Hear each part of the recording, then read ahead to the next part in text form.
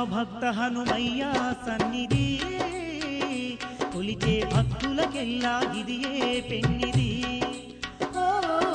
రామభక్త హనుమయ్య సన్నిధి కొలిచే భక్తులకెల్లా ఇదియే పెన్నిది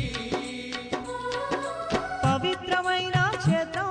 ఆ పవన కుమారుని నిలయం పవిత్రమైన క్షేత్రం ఆ పవన కుమారుని నిలయం